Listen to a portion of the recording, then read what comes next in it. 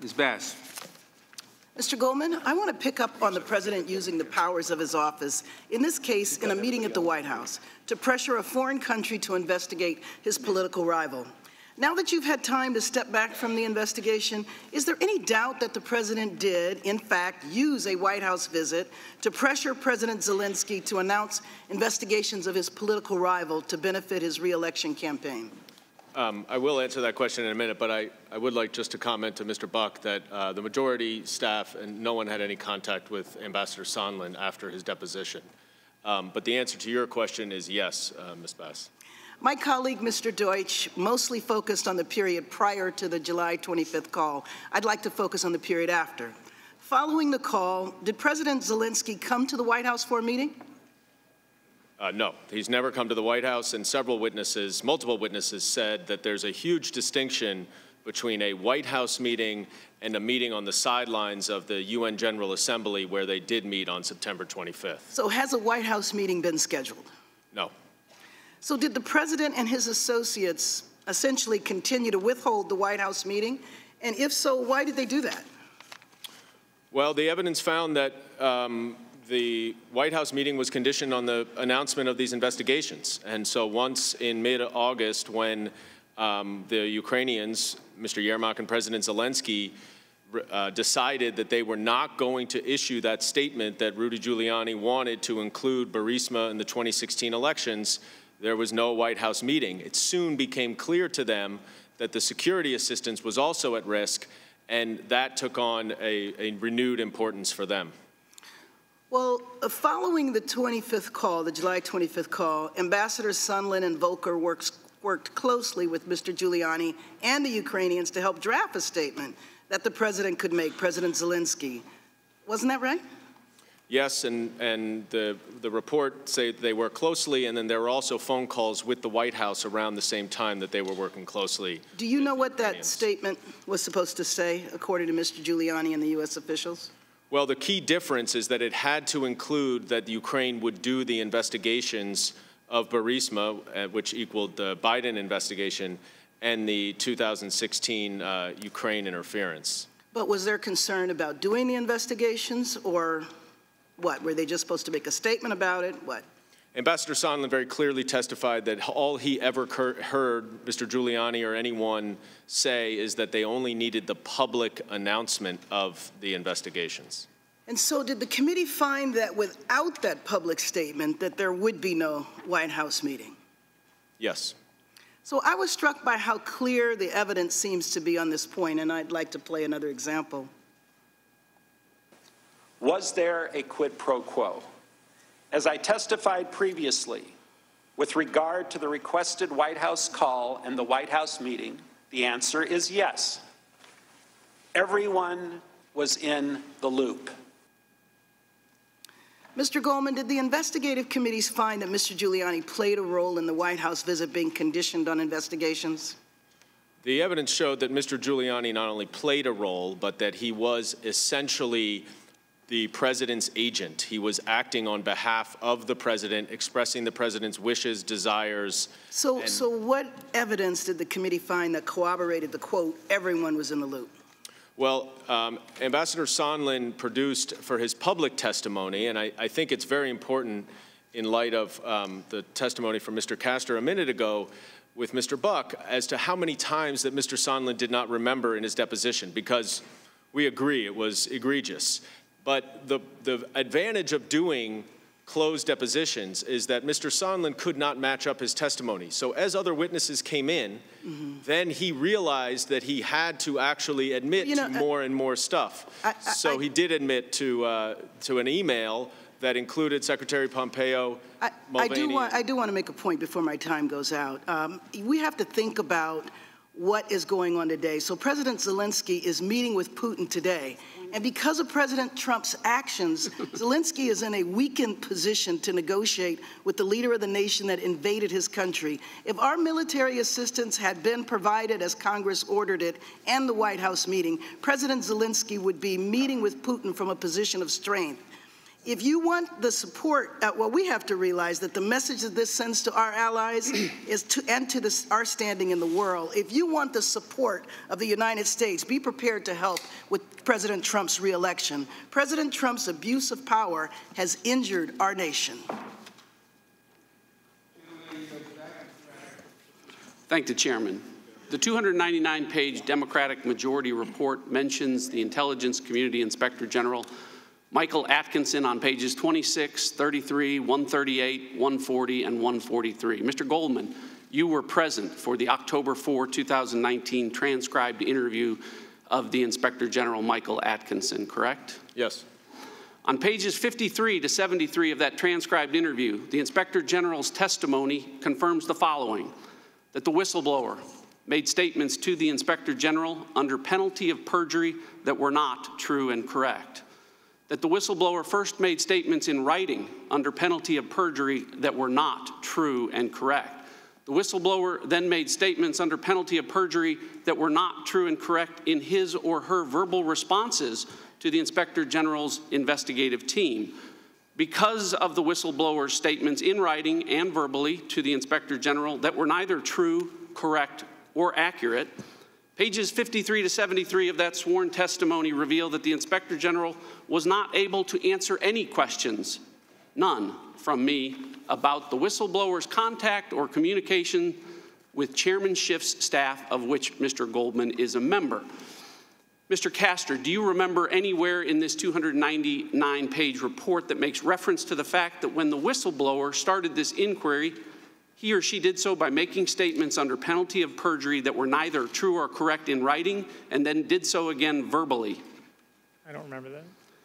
After the Inspector General testified on October 4th, and after media reports revealed that the whistleblower and Chairman Schiff did not disclose their prior contacts or communications with one another, the whistleblower contacted the Inspector General to explain why he or she made statements under penalty of perjury in writing and verbally that were not true, correct, and accurate. Mr. Castor, is that communication from the whistleblower to the Inspector General to explain prior inconsistent statements reflected anywhere in the 299-page report? No. On October 2nd, Chairman Schiff's spokesman, Patrick Boland, acknowledged publicly that the outlines of the whistleblower's accusations against the president had been disclosed to the House intelligence staff and shared with Chairman Schiff. Mr. Castor, is that disclosure and Mr. Boland's admission of that disclosure anywhere in this report? I don't remember seeing it. It's not. I think all members of Congress should be held accountable during this impeachment process. And to that end, if I have made any false statements about the whistleblower or the Inspector General's testimony today, then I should be held accountable. The way to do that would be to release the Inspector General's testimony, or even just pages 53 to 73. I would add that there's nothing in those pages that would in any way identify or place at risk the whistleblower's identity, nor would it reveal any information that in any way relates to, much less jeopardizes, national security. Look, maybe there's a believable explanation for why the whistleblower made statements that weren't true or accurate about his contact or her contact with Chairman Schiff in writing and then again verbally. Maybe there's a good explanation for why the words Congress or Congressional Committee was confusing or not clear to the whistleblower. Maybe there's a good explanation for why the whistleblower also misled the Inspector General in writing on August 12th by stating, "I reserve the option to exercise my legal right to contact the committees directly," when the whistleblower had in fact already contacted Chairman Schiff's committee 2 weeks before he or she wrote that. Maybe there's a believable reason why Chairman Schiff was not initially truthful about his staff's communications with the whistleblower. Maybe there's a good reason that explains all of these statements in writing and verbally that just weren't true and correct. Maybe there is, but there is no good reason for voting to impeach and remove from office an American president without allowing a single question to be asked of a single witness to get an explanation for why the Inspector General was not told the truth about contacts between the whistleblower and Chairman Schiff.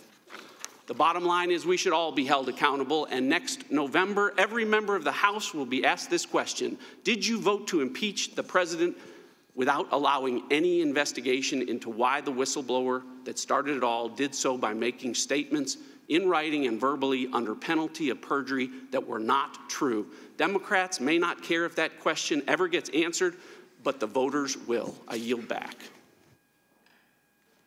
The gentleman yields back. Mr. Richmond. Thank you, Mr. Chairman. Mr. Goldman, I want to start off with facts and that you all uncovered through the course of your investigation. And I want to pick up where my colleagues, Mr. Deutsch and Ms. Bass, left off. They walked us through how the president used the White House visit to apply pressure on Ukraine to do his personal bidding. I want to talk about how the president did the same thing with almost $400 million taxpayer dollars to pressure Ukraine to do his personal bidding. So I'd like to start with turning back to the July 25th call. It's a fact that in the president's own words in the transcript submitted by him, reveals that after Ukraine asked for military aid, Trump says, "I would like you to do us a favor, though." Right after President Zelensky thanks President Trump for the military assistance, then President Trump asked for a favor. And of course, by this point, President Trump had already placed the hold on the security assistance. Now, my Republican colleagues have suggested that the Ukrainians did not even know about the military aid being withheld. Is that true? No, there was significant evidence that even as early as July 25th, at the time of this call, that Ukrainian officials had suspected that the aid was being withheld. And there was a New York Times article actually last week that wasn't included in our report, but from the former deputy foreign minister, who said that President Zelensky's office received a diplomatic cable from the embassy here the week of July 25th, saying that the aid had been held. Correct. And what I also show you on the screen is that it was on July 25th also, the same day of the call, that the State Department emailed the Department of Defense noting that the Ukrainian embassy was asking about the withheld military aid. Yes, that's what I was referring to. I'd like to let's go back. There was also discussion earlier during the minority questioning that Mr. Sandy from OMB said that the reason for the security assistance hold was related to the president's concerns about burden sharing with Europe. Is that consistent with the evidence that you all uncovered? So it's a good question, because Mr. Sandy did say that, but notably, Mr. Sandy said that he only heard that in early September, that reason was never provided to him or anybody else before early September for the first 2 months of the hold. And of course, it was given at that point as the gig was up, so to speak. So that was after everything came out to light. He wasn't sure of the timing, but he was ultimately told that the reason for the hold after it was lifted was for that reason. But that's, I think an after-the-fact excuse based on our evidence, because no other witnesses were ever told of that reason during the entire time that it was held. Mr. Chairman, I'd like to enter into the record evidence uncovered by the committee from the House Budget and Appropriations Committees that documents OMB placing a hold on the Ukrainian security assistance on July 25th. Without objection. So let's review. On July 18th, OMB announced to all relevant agencies that the military aid would be withheld from Ukraine. On a call with Ukraine on July 25th, President Trump says, "Do us a favor, though, and ask Ukraine to investigate his political rival." Also on July 25th, in the hours following that call, both the Ukrainians and the Americans took action specifically related to that military aid. The Ukrainians began asking about the status of their military aid, and OMB took its first official action to withhold that aid. Mr. Goldman, I'm placing on the screen in front of you an email from Ambassador Sondland to members of the White House administration, in which Ambassador Sondland says, "I would ask Zelensky to look him in the eye and tell him that once Ukraine's new justice folks are in place, Zelensky should be able to move forward publicly and with confidence on those issues of importance to the President and the United States Hopefully, that will break the log jam. Did the investigative committees uncover any evidence on what Ambassador Sondland meant when he suggested that President Zelensky would have to move forward publicly on, quote, issues of importance to the president to receive military aid? Ambassador Sondland said those were the two investigations that President Trump mentioned on the July 25th call, which Secretary Pompeo, who received that email, listened into. So the president was concerned about the two investigations, and though that was the predicate for releasing military aid to our ally. At the time of that email, yes. Thank you, and I yield back. A little earlier, Mr. Armstrong had asked a unanimous consent request to insert into the record the IG report released today about FISA, and I had said we would take it under advisement. We have reviewed it, and without objection, it will be entered into the record. Ms. Roby. I'm actually stunned by the process or lack thereof that is taking place in this institution. I have many Democratic friends that I know to be thoughtful, deliberative members of Congress, even though we may disagree vehemently on policy. But these proceedings being led by the majority, like I said, it's stunning.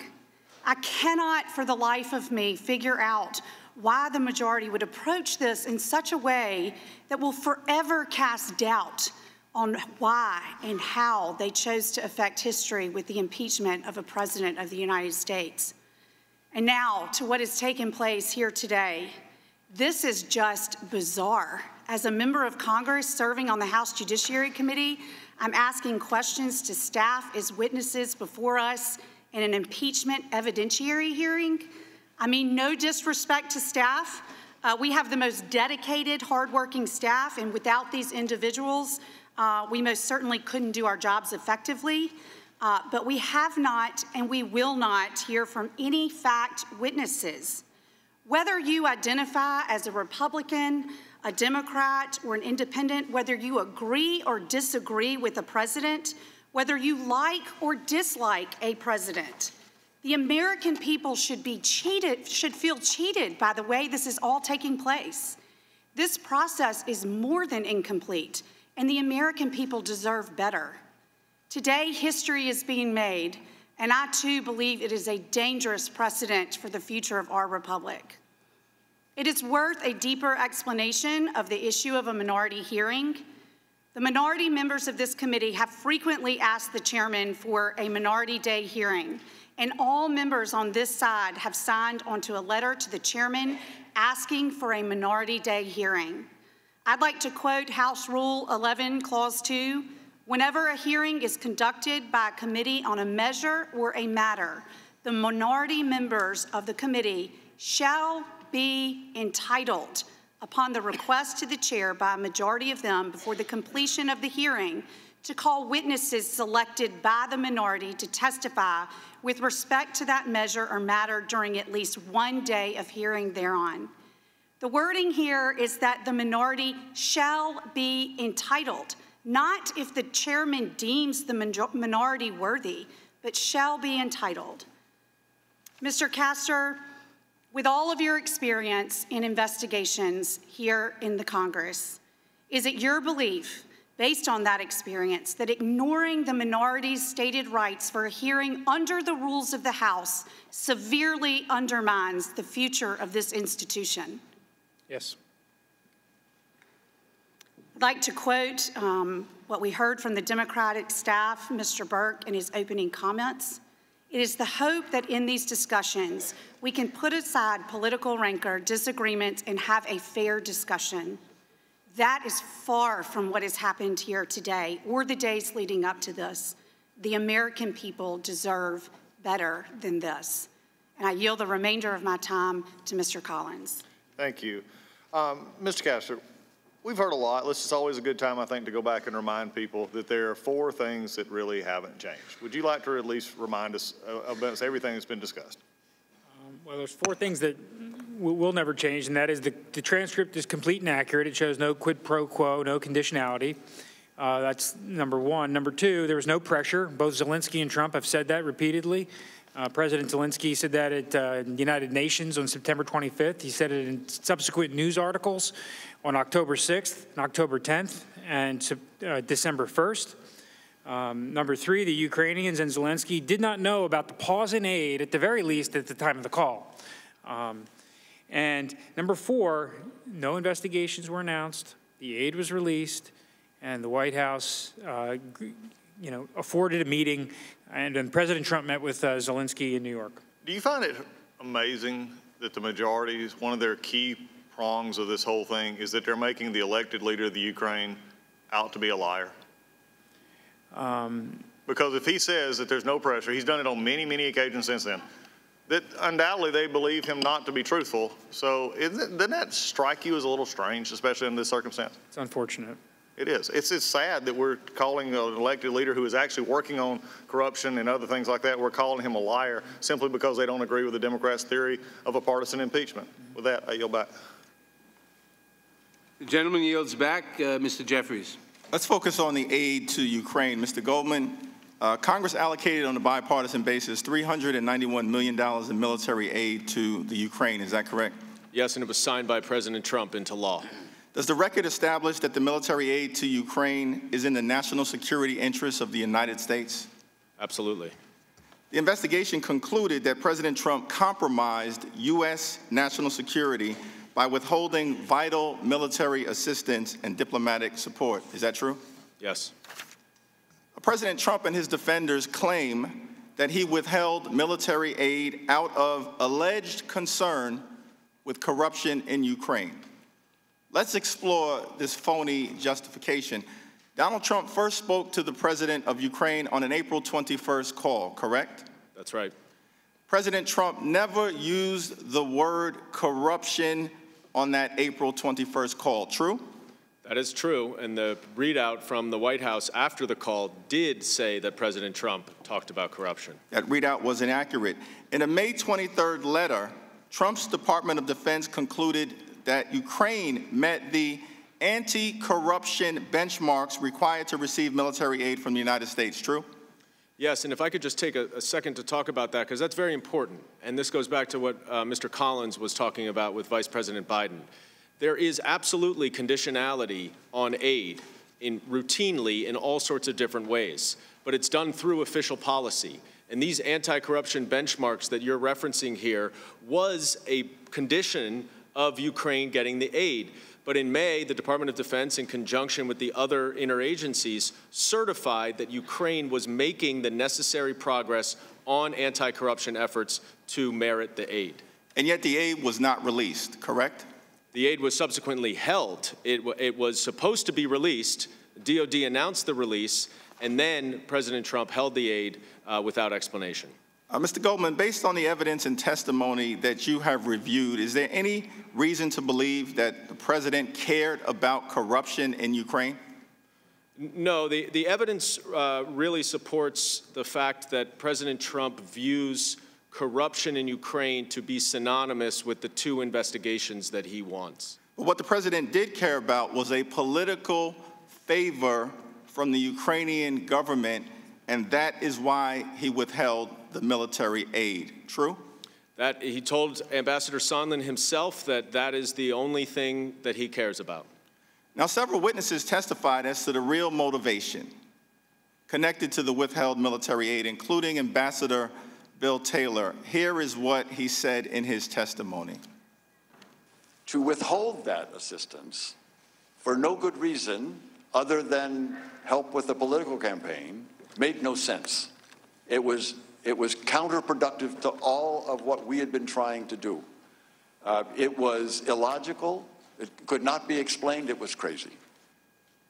Illogical, unexplainable, crazy. Mr. Goldman, according to the testimony from Ambassador Taylor, the only explanation for the withheld aid that made sense is that the president was seeking help with a political campaign, correct? That is the only logical explanation, as multiple witnesses said. Ambassador Sondland is a Trump appointee who gave $1 million to the president's inauguration, and he testified that he came to believe that the resumption of security aid would not occur until there was a public statement from Ukraine committing to the investigations, correct? Yes, and that was subsequently confirmed in a conversation with President Trump himself. Lieutenant Colonel Vindman is a decorated Iraq War veteran, Purple Heart recipient, and member of the White House National Security Council, and he testified that it is improper for the President of the United States to demand a foreign government investigate a U.S. citizen and a political opponent, correct? Yeah, that was the pretty much unanimous view of all 17 witnesses that came in to testify before the Intelligence Committee. The evidence shows that President Trump withheld military aid from Ukraine as part of a scheme to extract a political favor and solicit foreign interference in the 2020 election. True? Yes, and the scheme part is very important because the minority wants to focus on these 4 very narrow facts that ignore the vast majority of the evidence. And so the fact that you use scheme is actually critical to the whole case here. The President abused his power. The President must be held accountable. No one is above the law. I yield back. Gentleman yields back. Mr. Gates. The last public opinion poll I saw showed Congress had an approval rating at about 9%. By contrast, Muammar Gaddafi had an approval rating at 13%, and his own people dragged him in the streets and killed him. This impeachment process demonstrates the worst in us, and it is depriving us the opportunity to raise our gaze and meet the needs of the American people. Unless you have bipartisan consensus, impeachment is a divisive issue in the country. Many people would think it's being done for political reasons. Nancy Pelosi, May 2018. And here we are in the most partisan presidential impeachment in American history. Matter of fact, when we opened the inquiry, no Republicans voted with the Democrats, and you even had Democrats voting with us in the only bipartisan vote to shut down this impeachment. And that brings us to your role, Mr. Goldman. Are you here as a partisan advocate for the Democrat position, or are you here as a nonpartisan investigator of the facts? I'm here to present the report that we did on our investigation, which was totally and completely reliant on the actual evidence that we uncovered, the witness testimony, and the documents. Are you a partisan? I am not a partisan. Mr. Castor, how long have you worked for the House? Since 2005. And same question, Mr. Goldman. For the House? Since earlier this year. Mr. Castor, do you make political donations? I don't remember any. Mr. Goldman, same question. Do you make political donations? I do, sir. I think it's very important. Matter of fact, you've given tens of thousands of dollars to Democrats, right? Sir, I think it's very important to support candidates for office. I think our Have you given over 100,000? Do you mind if I just want to know the number. I don't really care the basis. Have you given more than 100,000 You don't care about it? The basis. I just want the number. So it's tens of. I think Mr. Burke. Do you know how much money Mr. Burke has given Democrats? I don't know, and I don't. Would it surprise you if it's more than 100,000? Mr. Gates, I'm here to talk about this report. So you gave tens of thousands, and Mr. Burke gave hundreds of, or more than 100,000. Do you think if you'd given more money, you might have been able to ask questions and answer them like Mr. Burke did? I guess it's something you're still pondering. Mr. Castor, have you ever tweeted anything at the president? No. Mr. Goldman, same question.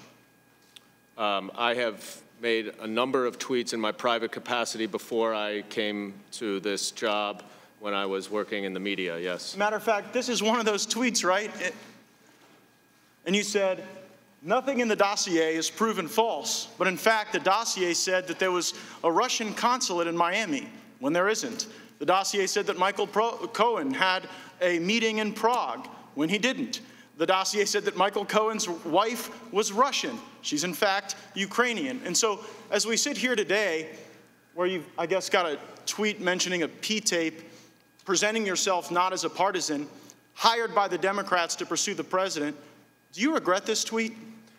Sir, I would be happy to put this investigation up with any of the nonpartisan investigations. I just want to know if you regret the tweet, Mr. Goldman. During my 10 years as a federal prosecutor. Do you regret it? I hope you read the evidence, and I think you can judge for yourself. You either regret it or you don't regret it, Mr. Goldman. I guess you don't want to answer the question. You know what, Mr. Chairman? Earlier in this hearing, you said in your opening statement that there is nothing more urgent than impeachment right now. This is the most urgent thing we could possibly do. Well, you know what? If you're a senior right now and you can't afford your prescription drugs, that's more urgent than this. If you're a manufacturer wanting to dominate the Western Hemisphere with the passage of the USMCA, that is more urgent. If you're a farmer who wants to open markets so that your family can survive and thrive, that is a lot more urgent than this partisan process. If you're a desperate family member watching someone succumb to addiction, solving the opioid problem, probably more urgent than this partisan impeachment. If you're a member of the next generation, dealing with the challenges of extinction and climate change, a budget that's out of control, driving up the credit card of young people in this country and what they'll have to pay back as a consequence of our poor decisions, likely more urgent. But House Democrats have failed at all of these things. Matter of fact, I'd say the only thing under the Christmas tree for most Americans would be a lump of coal, but I think they're against coal too. The only thing under the Christmas tree for Americans would be impeachment and investigations. I've heard over and over Democrats say that this is all about the president's personal interest and that he abandoned the national interest. And it begs an analysis of how the nation is doing. In November, 266,000 jobs created, 80,000 over the average, 500,000 more manufacturing jobs in the Trump presidency, 700,000 construction jobs. We are doing better than ever before. The American people are thriving. Why won't you help us move along the critical issues that are far more important than your partisan impeachment? Gentleman's time has expired. Mr. Cicilline. Let me begin by dispelling the claim that Mr. Gates just made. This has been one of the most productive Congresses in modern history. We've passed nearly 400 pieces of legislation that respond to the urgent priorities of the American people, driving down health care costs, raising wages for the American worker, responding to gun violence, providing equal pay for equal work, responding to the climate crisis. 275 of those bills are fully bipartisan, and 80% of those bills are sitting on the Senate Majority Leader's desk awaiting action. So we will continue to deliver on the important priorities of the American people, but we were also elected to hold this president accountable. And we took an oath of office that said to protect and defend the Constitution, and that's what we're engaged in today. And so I want to return, Mr. Goldman, to the military aid. Did the investigating committees receive evidence about why the United States military aid to Ukraine was necessary? What was it advancing? Because a lot of Americans who are watching don't know a lot about Ukraine, don't know about the geopolitical significance. Like, why does it matter? The witnesses were quite clear about this, and they say it mattered for multiple reasons. The first is that Russia invaded Ukraine to take over part of their country, and that this was the first military incursion in Europe since World War II. And this is Russia, who's an adversary, actually trying to encroach on another democracy. So just from a broad democratic viewpoint, it was essential not only to Ukraine's national security, but to America's national security to make sure that democracy remains worldwide. And when that, prior to the call on July 25th, Congress had approved the aid, correct? Congress had approved the aid, and then the president had held the aid. And the Defense Department had even publicly announced its intention to deliver the aid, correct? That's right. The Trump administration had already certified that Ukraine had taken substantial steps to combat corruption, correct? Correct. And that normally leads to the release of the aid. They announced the release of the aid, yes. And the investigative committees questioned witnesses from the Defense Department, the State Department, OMB, the White House, and the National Security Council about the president's decision to withhold aid, correct? Correct. And I'd like to play a clip of some of that evidence. From what you witnessed, did anybody in the national security community support withholding the assistance? No. I never heard anyone advocate for holding the aid. And the entire interagency supported the continuation of the security assistance, isn't that right? That is correct. I and others sat in astonishment. The Ukrainians were fighting Russians and counted on not only the training and weapons, but also the assurance of U.S. support. Am I correct that the witnesses that appeared before your committee confirmed that there was no credible explanation for withholding the military aid and that it was, in fact, against our national security interest to do so? Everyone agreed it was against our national security interest to do so. The only explanation that any witness provided was Mr. Sandy, who said that he had heard from Rob Blair, I believe, the assistant to Mick Mulvaney, that the reason was because of other countries' donations contributions to Ukraine, but that was only in September, and of course there were no further commitments from any other country. And as we heard from Bill Taylor, who's a graduate of West Point and a decorated combat veteran who served in Vietnam, Ukraine then and now is in an active war with the Russians. Russia stole part of their country in Crimea and has killed more than 10,000 Ukrainians, and weakening Ukraine would only benefit Russia. Here's what Ambassador Taylor said. After our meeting with President Zelensky, Ambassador Volker and I traveled to the front line in northern Donbass to receive a briefing from the commander of forces on the line of contact. Arriving for the briefing in the military headquarters, the commander thanked us for the security assistance. But I was aware that this assistance was on hold, which made me uncomfortable. Ambassador Volker and I could see the armed and hostile Russian-led forces on the other side of the damaged bridge across the line of contact. Russian-led forces continue to kill Ukrainians in the war, 1 or 2 a week. More Ukrainians would undoubtedly die without the U.S. assistance. Against the consensus of his own agencies and national security experts, the president used congressionally appropriated funds to advance his own political interests at the expense of our national security. This action is a threat to the integrity of our elections and the sanctity of our democracy. President Trump must not get away with this. No one in this country, no one, including the President of the United States, is above the law. And with that, I yield back. The gentleman yields back. Mr. Johnson. Thank you, Mr. Chairman. This has been a truly extraordinary and historically unprecedented hearing. It has frankly been an outrageous violation of due process, a series of violations of due process. In fact, let me review the past 7.5 hours. In the beginning of our proceedings today, I asked Chairman Nadler if Mr. Burke was appearing here as a staff member or as a witness, but the chairman gave strangely conflicting answers to that important question. When I objected under House Rule 17 that Mr. Burke was repeatedly and brazenly steamrolling over House decorum rules and using language that impugned the motives of the President of the United States and suggested he is disloyal to his country, Chairman Nadler insisted that those words could not be taken down and stricken from the record, saying, quote, the rules don't apply here because Mr. Burke is merely appearing as a staffer. But later, Chairman Nadler stated the opposite and declared that Mr. Burke was appearing to present the Democrat member's report as their representative, which would of course mean that the member rules should apply. Then Mr. Burke was allowed to switch places and turn from witness to questioner. That's extraordinarily bizarre, of course, but it's entirely consistent with this whole impeachment circus. As everybody knows, Intel Chairman Adam Schiff was allowed in the opening act of this circus to serve as the judge, jury, prosecutor, witness coach, and case strategy chief all in one. So much for due process. Under the Democrats' haphazardly drawn special parameters for these special hearings, House Resolution 660, Mr. Burke was then allowed to join the elected members of Congress on this dais and ask 45 minutes of questions of his fellow witness, Mr. Castor. When he was argumentative, assumed critical facts not in evidence, engaged in speculation, and committed countless other violations of regular House rules and the federal rules of civil procedure, I objected, but was then ruled out of order by Chairman Nadler, who informed all of us that while House Resolution 660 specifically provides for objections, it lists none of them, and the Democrats have ignored every request of ours to obtain a list of what rules and objections would be enforced and applicable today. Again, so much for due process and fairness. A month ago, listen, a month ago, the Republican members of this committee formally requested all documents related to the impeachment investigation, but Chairman Nadler and Schiff withheld everything until, you know when? Saturday afternoon. That's right, less than 48 hours before this hearing, they dumped approximately 8,000 pages of documentation on us while we were back home in our districts. They intentionally made it literally impossible for us to review all material in any meaningful way, mere hours before this fateful hearing. What's worse is that the documents they decided to dump on us are not all of the underlying records we need to review, but rather only a partial, redacted, and biased subset of information that they think will advance their false narrative. And as has been mentioned here, we're being allowed no minority day hearing, which is required by regular House rules.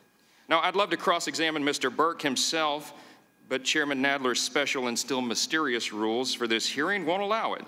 I notice he's disappeared from the hearing room. I would love to ask him under oath about his own biases. Because, you know, he hammered here over and over today the importance of fairness and objectivity and accuracy, and he insisted that everything here has to be unbiased. But if he was under oath here, he would be forced to admit that FEC records show that he has personally donated approximately $99,000 to Democrat candidates over the years, including sizable donations to Hillary Clinton for president, and also donated to past Trump opponents, including Elizabeth Warren, Cory Booker, and Kirsten Gillibrand. Mr. Burke appeared here as a fact witness and a finder of fact, but in our system, a finder of fact is supposed to be fair and impartial. He's supposed to be an umpire. The problem with all this, and the problem that everybody at home can see with their own eyes, is that the umpires in this high-stakes game are parading around the field in the majority team's jerseys. The report of evidence released by Republican committee staff on December 2nd carefully documents that in the hearings that led us to this point today, Chairman Schiff directed witnesses called by the Democrats not to answer Republican questions. He rejected witnesses identified Republicans who would have injected some semblance of fairness and objectivity, and he denied Republican subpoenas for testimony and documents, violating the Democrats' own rules to vote down those subpoenas with no notice to Republicans. Chairman Schiff also publicly fabricated evidence about President Trump's July 25th phone call, and he misled the American public about his interactions with the anonymous whistleblower to selectively seek information to paint misleading public narratives. The anonymous whistleblower reportedly acknowledged having a professional relationship with Vice President Biden, and obviously his motives, biases, and credibility are essential to this case, but we can't question it.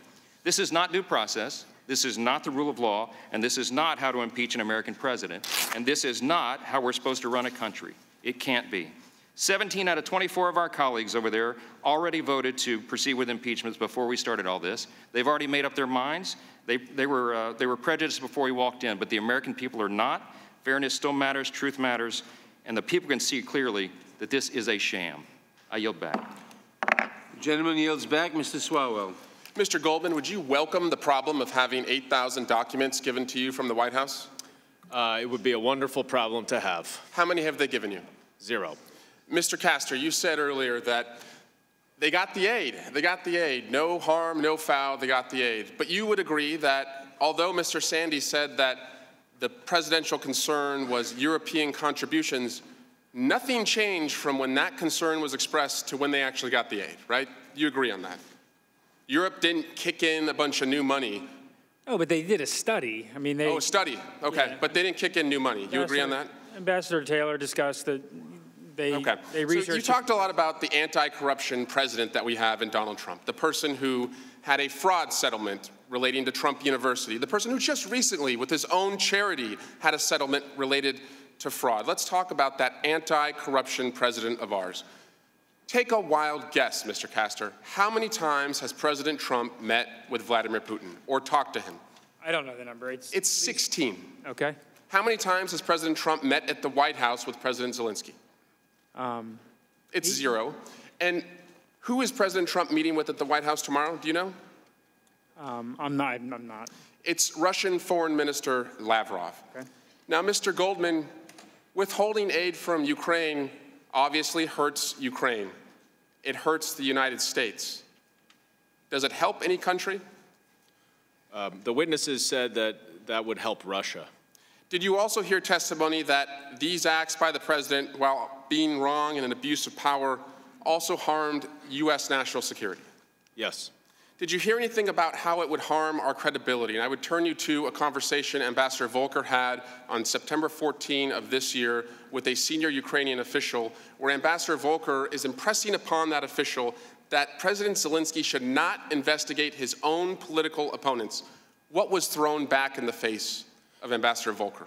After Ambassador Volker suggested to Mr. Yermak again, who's here, that they should not investigate the prior president of Ukraine, Mr. Yermak said back to him, you're encouraging us to investigate Bidens and Clintons. During Watergate, the famous phrase from Senator Howard Baker was asked, what did the president know and when did he know it?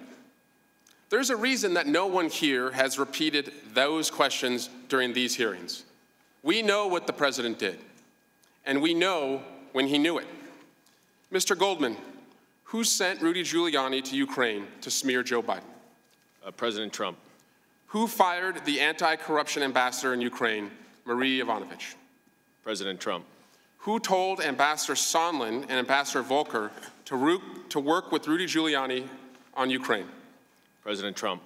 Who told Vice President Pence to not go to President Zelensky's inauguration? President Trump. Who ordered his own chief of staff, Mick Mulvaney, to withhold critical military assistance for Ukraine?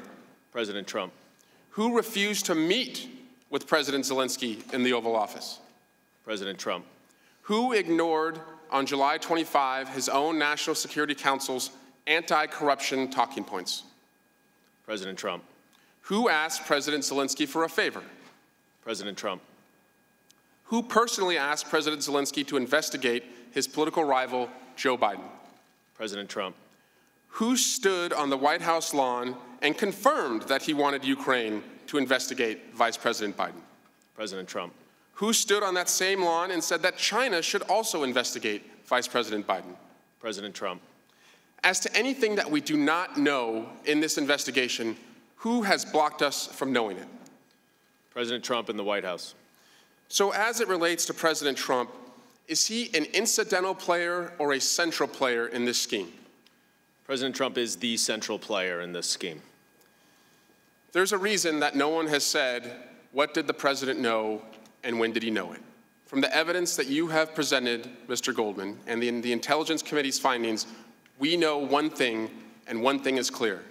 As it related to this scheme, the President of the United States, Donald J. Trump, knew everything. And I yield back. The gentleman yields back. Mr. Biggs. Mr. Castor, what's direct evidence? When a witness personally observes a fact and testifies to it. And what's hearsay evidence? Well, I think the out-of-court statement offered for the truth of the matter asserted is something that you learn in law school. Right, and under the federal rules of evidence adopted by most states, hearsay is inadmissible unless the testimony falls under a defined exception. Is that right? That's right. There's about 23, plus the residual exception. And I believe you were present when every witness testified, including Mr. Sondland, right? Mm-hmm.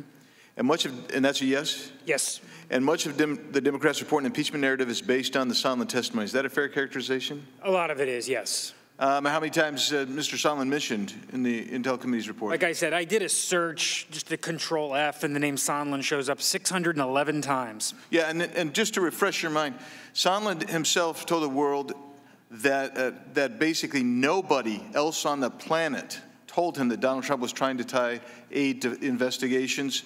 In fact, he also said everything that he'd been testifying to is simply his presumptions. Is that right? That is correct. And so when we consider what a presumption is, it's not direct, it's not circumstantial, it's not even hearsay. In fact, we typically, when we're trying a case, we consider it as speculation. Is that right? That's right. Do courts allow speculation in? No. Why not? Because it's not reliable. It's inherently unreliable. So, can you name any Democrat witness who asserted that he or she had direct evidence of those 17 that we've been hearing, that we heard from? We had some direct evidence on certain things. We had some direct evidence on the May 23rd meeting, and Sondland gave some direct evidence, but a lot of what we've obtained has been circumstantial. How about with regard to personal knowledge of the quid pro quo allegation? Well, we have not gotten to the bottom of that from a direct evidence standpoint. How about tying aid to investigations? That's correct, too. How about political motives in asking for investigations? The facts surrounding that are ambiguous. In the non-legalistic world, when we talk about speculation, we typically use words like gossip, rumor, innuendo. Is that right? Yep. And isn't it true that the only direct evidence that we have is that Ukraine received the aid without giving anything in return? President Zelensky has repeatedly stated no pressure, no problem with a phone call in the relationship with Mr. Trump, and that the president had a legitimate concern about Ukraine corruption. He did, and the burden sharing of European allies. So much has been made about the alleged desire for an announcement of an investigation. But again, there is no direct evidence that supports the allegation that President Trump wanted merely the announcement of an investigation. But like I said, there's 8 lines in the call transcript that go to what President Trump said about the investigations. 8 lines. And everything else is hearsay, innuendo, rumor, gossip, right? It's inconclusive, certainly. Yeah. So when we get into this event today, the process, we start talking about the process, were you surprised to see Mr. Burke get out of his chair, move to the seat, and sit down next to the chairman and start asking you questions? I don't know if I was surprised or not. Yeah, well, I tell you, I was, and it looks like Mr. Burke has been disappeared. And so that's one of the outrageous things about this process, and it's been outrageous from start to finish. We've seen prejudice and bias against the president from start to finish. We have the lion's share, almost 2/3 of the members of the Democrats have already voted to impeach at least once, and that's before anything with regard to this July 25th telephone conversation ever took place. And we're left with a constant view that as on November 9th, 2016, Representative Green from Texas wanted to begin impeachment proceedings at that point. Is that correct? Yes. January 20th, 2017, Washington Post, headline, "Let the impeachment begin." Is that correct? Yes. 10 days later, Mr. Zaid, who is the attorney for the whistleblower, tweeted out, "Let the impeachment begin, let the coup begin, and victory to the lawyers." Is that right? Yes, I've seen that. Yeah. We had people who on this committee came out today and said that they went on TV and said, "We wanted to start impeachment earlier, but the speaker held us back." Did you see that? I haven't seen that, no. Yeah. You wouldn't be news reports today. Yeah, you wouldn't be surprised about that, though, would you? No. No, nobody should be surprised about that, because this is a sham hearing. 3 years that they've been trying to remove this president, and this is the culmination of a predetermined outcome. That's where we are today.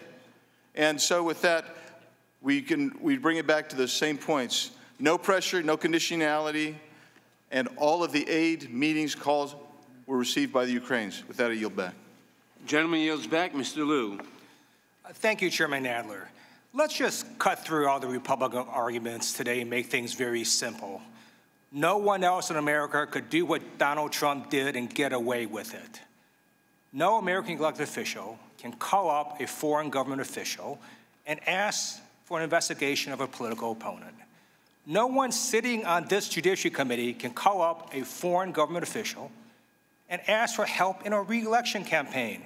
If we did that and got caught, we would likely be indicted. Now let's focus on the president's abuse of power in this case, because it's actually worse than the examples I just gave.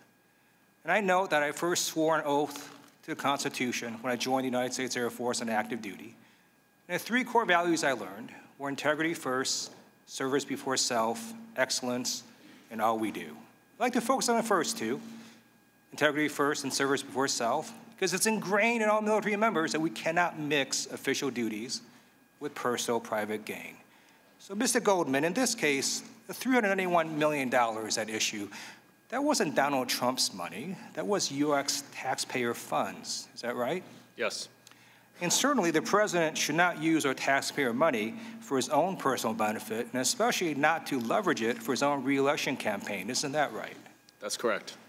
The president's abuse of power is even worse in this case than just using official duties for private gain. It's also just flat out illegal. You cannot solicit foreign assistance for a re-election campaign. That is a violation of Federal Election Campaign Act. Multiple people have gone to prison for violating various sections of that act. A reasonable person could also conclude that the president violated the Impoundment Control Act of 1974, which Congress passed as a response to President Nixon's abuse of power. So I'd like to explore that a little further with you, Mr. Goldman. In this case, Congress, with bipartisan support, had appropriated taxpayer funds for the specific purpose of aiding Ukraine in its war against Russia. Is that right? Yes. And not only had that money been appropriated, the money had actually been released to the Department of Defense. Is that right? They were about to release it, yes. Okay. And then, suddenly, without explanation, the president demanded that those taxpayer funds be withheld from an ally who desperately needed the aid. Mr. Goldman, did the president notify Congress about his decision to withhold the aid? No, he did not. Okay. So the Impoundment Control Act was designed to prevent the president from secretly taking congressionally appropriated funds and doing whatever he wants with them. So is it true that in your intelligence report, you found the following in your findings of fact? President Trump ordered the suspension of $391 million in vital military assistance urgently needed by Ukraine, and the president did so despite his obligations under the Impoundment Control Act. Did you find that? Yes. All right. So not only did the president abuse his powers for personal gain, and not only was it illegal, his actions also harmed U.S. national security. So it's a fundamental tenet of U.S. national security to push back against Russian aggression. Ukraine's at the tip of the spear, pushing back against Russian aggression. Is it true, Mr. Goldman, that harming the Ukrainian military also harms U.S. national security? That's what pretty much every witness said. Last week, Professor Carlin confirmed that it is an impeachable offense to sacrifice the national interest for his own private ends. A slide shows what she said. Mr. Goldman, based on the evidence that you found in your report, is it fair to conclude that the president's actions both leverage taxpayer funds for his own private gain and sacrifice the national interests for his own private ends? That is what we found. I was also particularly struck by Mr. Holmes' testimony because it makes it clear that the president did not care about our foreign policy or U.S. national security. He only cared about investigating his political opponent. Here's what Mr. Holmes said. Ambassador Sondland stated that the president only cares about big stuff. I noted there was big stuff going on in Ukraine, like a war with Russia. And Ambassador Sondland replied that he meant big stuff that benefits the president, like the Biden investigation that Mr. Giuliani was pushing. Look, here's the thing. If any military member used official acts for personal gain, that member would no longer be part of the military. And in fact, last year, a Navy commander was convicted for taking things of value in exchange for official acts. The U.S. attorney who prosecuted the case said that the commander, quote, put his own selfish interests ahead of the Navy and of our nation, unquote. We should not hold the commander-in-chief to a lower standard than regular military members. We should not hold the president to a different standard than any other elected official. No one is above the law. I yield back. Gentleman yields back. Mr. McClintock. Thank you, Mr. Chairman. You know, in every election, one side wins and the other loses. Democracy only works because the losing side always respects the will of the voters. The moment that social compact breaks down, democracy collapses into chaos. Now, that's only happened twice in our nation's history. It happened in 1860 when the Democrats refused to accept the legitimate election of Abraham Lincoln, and it happened again in 2016 when the Democrats refused to accept the legitimate election of Donald Trump. The issues before us today do indeed strike at the heart of our democracy. The first calls for impeachment began just days after the 2016 election, and ever since, the Democrats have been searching for a pretext. When the Mueller investigation found no evidence to support the monstrous lie that the president acted in collusion with Russia, the Democrats realized they were running out of time, and suddenly the Ukrainian phone call replaced collusion, Stormy Daniels, tax returns, emoluments, and even tweets as the reason to nullify the election just a year before the next one is to be held. Impeachment is one of the most serious powers with which Congress is entrusted. It requires an overwhelming case of high crime supported by clear evidence that a vast majority of the nation deems compelling. Our Constitution vests the executive authority, including the enforcement of our laws, with the President, and it gives him sole authority to conduct our foreign affairs. Clearly, this includes requesting a foreign government to cooperate in resolving potentially corrupt and illegal interactions between that government's officials and ours. Now, the sum total of the Democrats' case comes down to this. Not one of their hand-picked witnesses provided any firsthand knowledge of the president ordering a quid pro quo, and two witnesses, Sonderland by testimony and Senator Johnson by letter, provided firsthand testimony that the president specifically ordered no quid pro quo. No testimony was provided that the Ukrainian government believed that there was any quid pro quo, but there are ample public statements that its officials did not believe there was such a linkage. In fact, the testimony of their witnesses crumbled under questioning, and we were left with career bureaucrats who admitted that the only evidence they offered was presumption, speculation, and what they'd read in the New York Times. It's upon this flimsy evidence that the Democrats justify nullifying the 2016 presidential election. And it's so flimsy, the Democrats have had to turn our Bill of Rights on its head in order to make it. They've argued that hearsay evidence, better known as gossip, is better than direct testimony. They've argued that the burden of proof rests with the accused to prove his innocence, while at the same time denying the defense witnesses permission to testify. They've argued that the right to confront your accuser is an invasion of the accuser's privacy. They've argued that appealing to the courts to defend your constitutional rights, as the president has done, is ipso facto obstruction of justice and evidence of guilt. They've asserted the power to determine what witnesses the defense is allowed to call. And they've argued that a crime is not necessary to impeach, only impure motives in performing otherwise lawful acts, motives, of course, to be divined entirely by the accusers. These are the legal doctrines of despots, but they're the only ones that can accommodate the case before us today. This is a stunning abuse of power and a shameless travesty of justice that will stain the reputations of those responsible for generations to come. And God help our country if they should ever be given the power to replace our Bill of Rights with the doctrines that they have imposed in this process. The Democrats are fond of saying no one's above the law, but they have one unspoken caveat: except for themselves. Now, the Speaker's already short-circuited what should be a solemn, painstaking, thorough, and above all, fair process by ordering her foot soldiers on this committee to draw up articles of impeachment without this committee hearing from a single fact witness. Despite the fact that Mr. Schiff doesn't dare to appear before this committee to defend his work, we're supposed to accept his report at face value and obediently follow the Speaker's orders. As the Red Queen declared, sentence first, verdict afterwards. We can only pray the Senate still adheres to the judicial principles of our founders. And if they do, perhaps then we can begin repairing the damage that this travesty has done to our democracy, our institutions, our principles of justice, our Constitution, and our country. Gentleman yields back. Gentleman yields back. Mr. Raskin. Thank you. Why is impeachment in the Constitution? Well, the framers feared a president might corrupt our elections by dragging foreign powers into our politics in order to promote the personal political ambitions of the president above the rule of law and above the national security.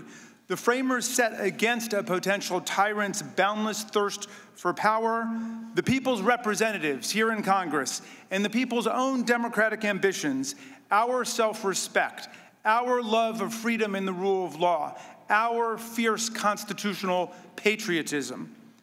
Now, it looked like President Trump might get away with his Ukraine shakedown. After all, most Americans didn't know anything about it, and the few who learned of it would be too afraid, too intimidated to cross the most powerful man on earth. President Trump could rest easy. But if Donald Trump misjudged the American character, the framers of our Constitution did not. I count 17 honorable public servants who came forward to testify over the intimidation and disparagement of the president. Is that right, Mr. Goldman? Yes, there were 17. And I count a dozen career State Department and national security officials who served Republican and Democratic presidents alike over decades who came to testify. In fact, 4 of President Trump's own National Security Council staffers, Hill, Vindman, Morrison, and McGuire, came forward to report Trump's scheme to NSC lawyers as soon as they learned of it. Didn't they, Mr. Goldman?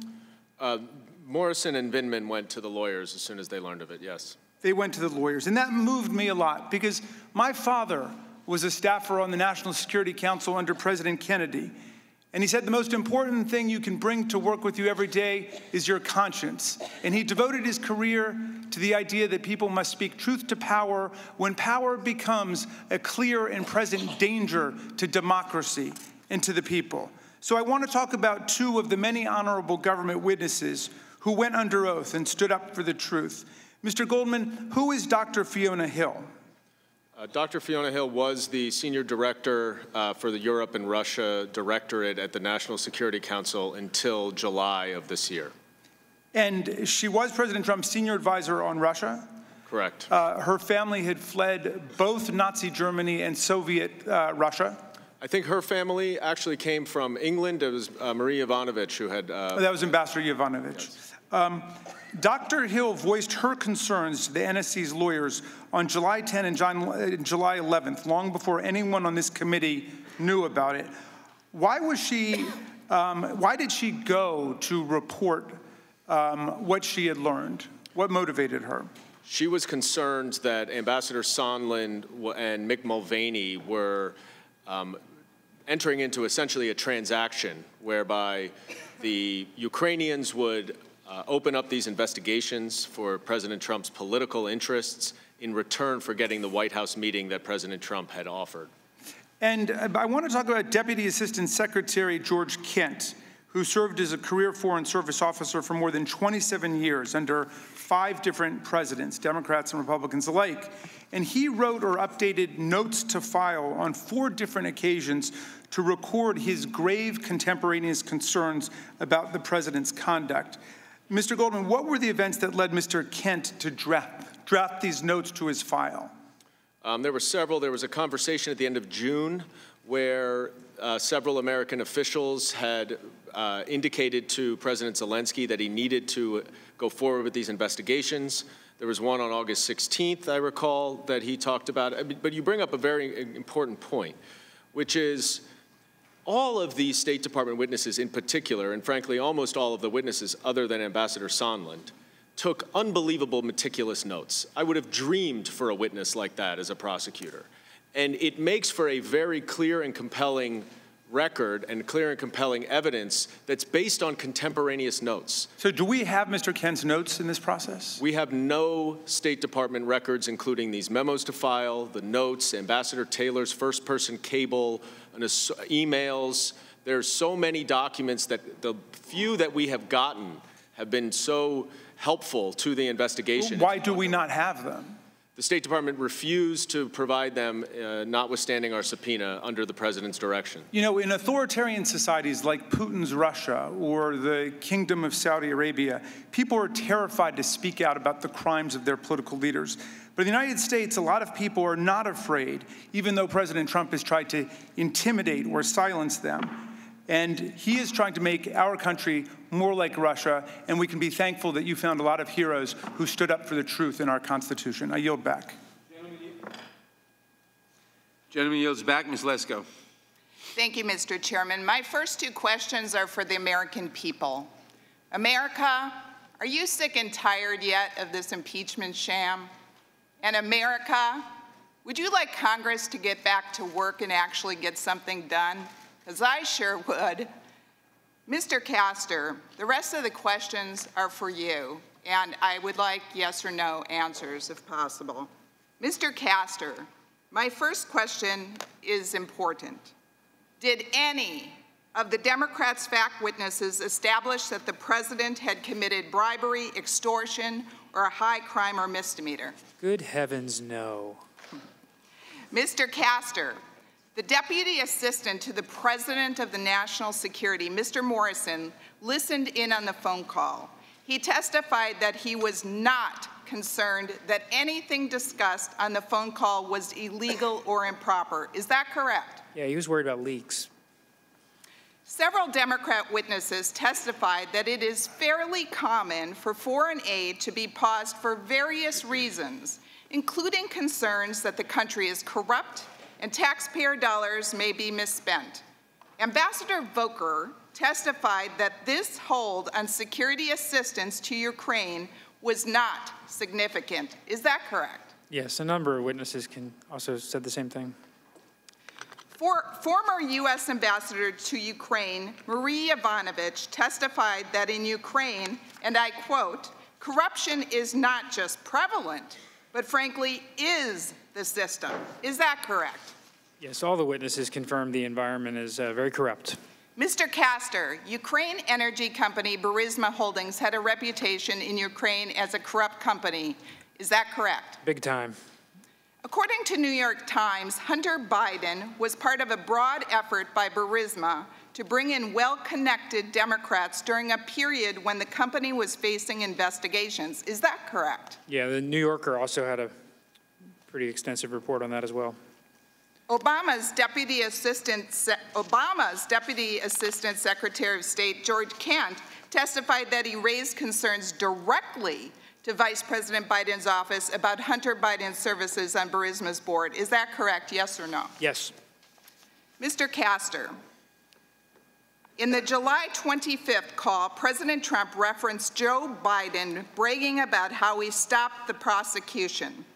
We all saw that video earlier today, where Joe Biden bragged about how he told Ukraine, if the prosecutor is not fired, you're not getting the money. Mr. Castor, is this the same prosecutor that looked into Burisma? It is.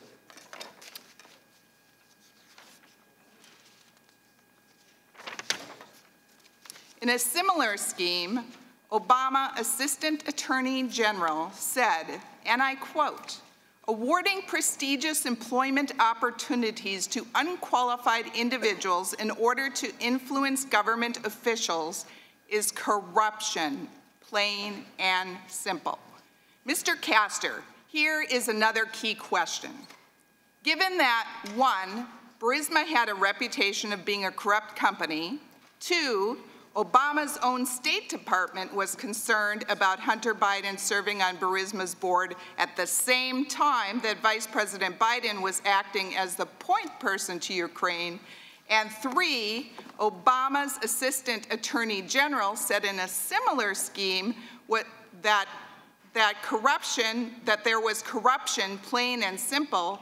Do you think then it is understandable, reasonable, and acceptable for President Trump to ask the Ukrainian president to look into the Hunter Biden Burisma potential corruption scheme? Yes. Mr. Castor, there are 4 undisputable facts that will never change that prove there is no impeachable offense. There was no quid pro quo on the July 25th call. Ukraine leadership did not know the aid was held up at the time of the July 25th telephone call. Ukraine received the White House meeting, phone call, and aid, even though 4, Ukraine didn't initiate any investigations. Do you agree?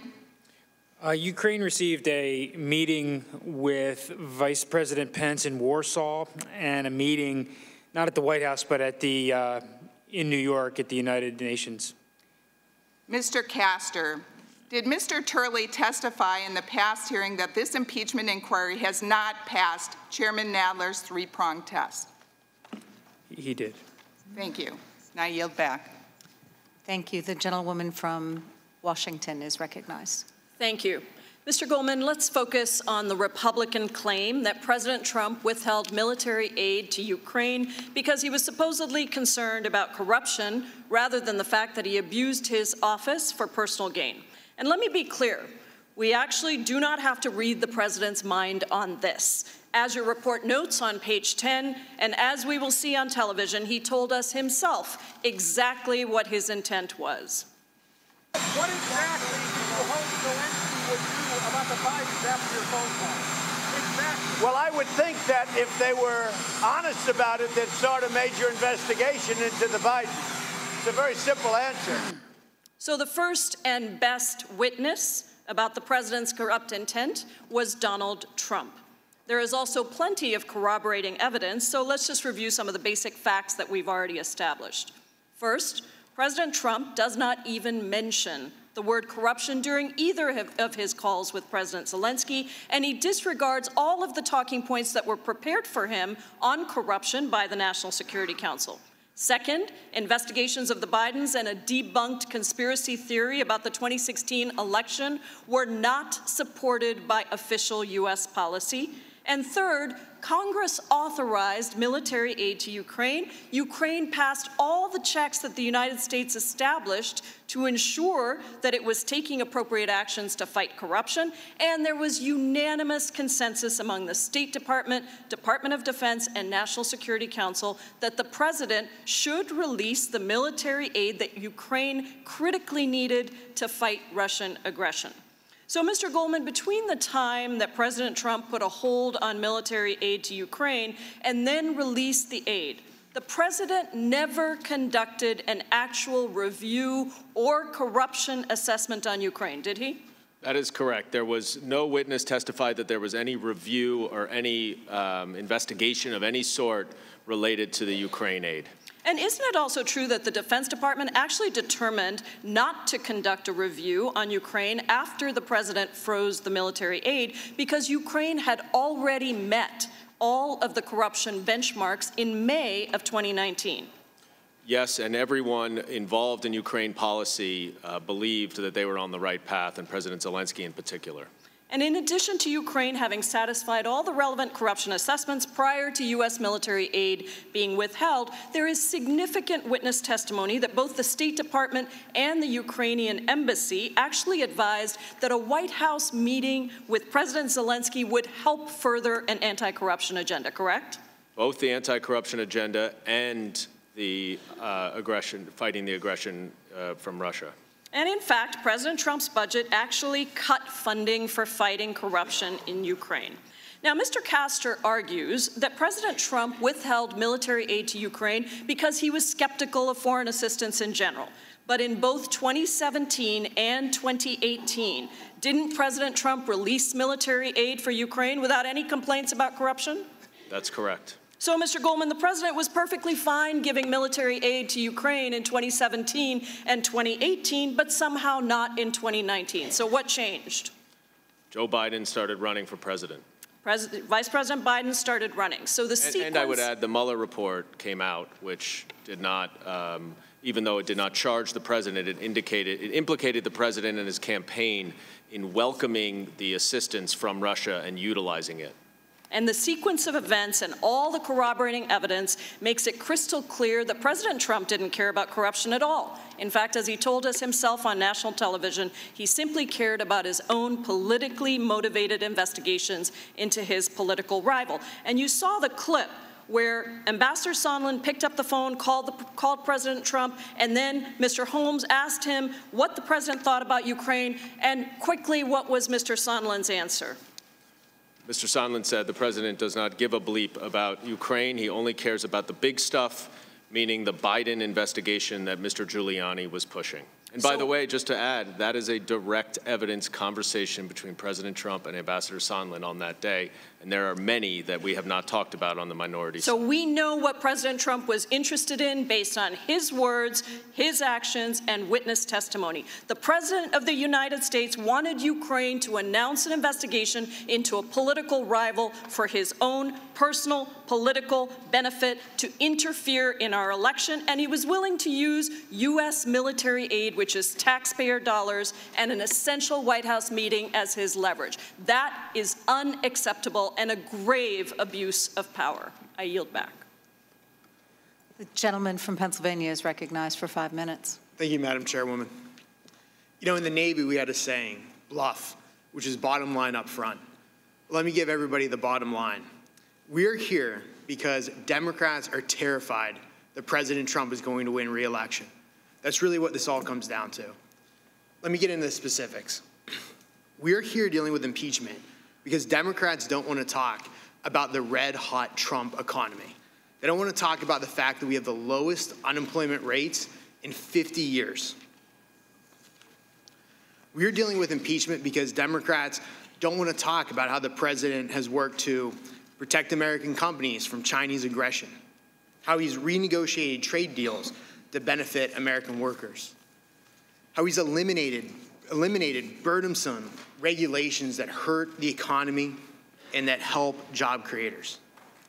Congressional Democrats don't want to be reminded to the American people that the Democrat agenda includes such laughable ideas like banning airplanes, giving illegal immigrants taxpayer-funded health care, and taking private health insurance away from the American people.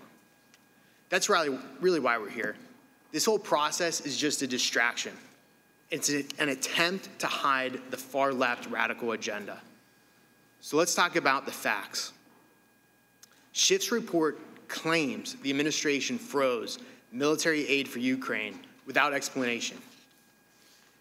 Yet the facts are that President Trump gave more military aid to Ukraine than President Obama.